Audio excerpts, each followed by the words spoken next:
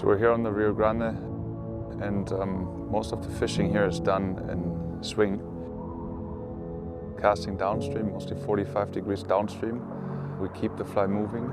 We have mostly enough current so we don't have to strip it, which is nice. So we use double-handed rods that help us tackle the wind.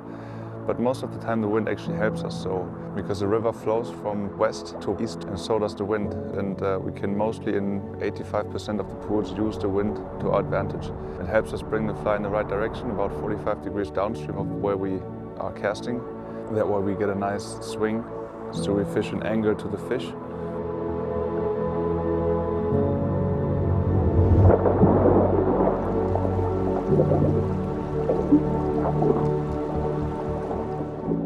In terms of equipment, we use a lot of light and short double-handed rods, mostly because a short double-handed rod is easy to handle in the wind. It's easier to fish a smaller pool because a lot of these pools are actually fairly narrow. It's a lot easier to make just one cast with the water instead of double hauling a single hand all day, which is very exhausting. But we do use single handers a lot in the tributary, the Rio Menendez, which is quite nice to do. It's a completely different river.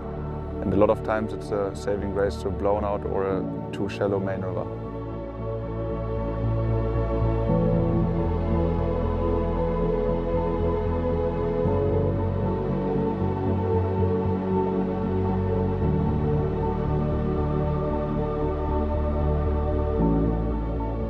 Most of our spey rods are rigged with short Scandi-style spey lines. That helps us to present the fly in conditions where it's not too windy, smoothly and without too much distortion on the water. But in conditions when we have a lot of wind or when we have to cast heavy flies, heavy tips, we use gadget heads.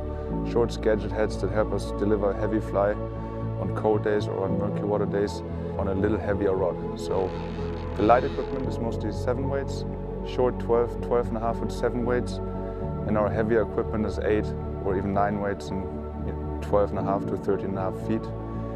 For our single-handed rods, we use short and aggressive weight-forward lines or short shooting head systems with replaceable tips, or intermediate lines or floating lines depending on the water clarity or conditions. If you're new to spey casting and you want to prepare for fishing on the Rio Grande, you would have to learn 4 simple casts.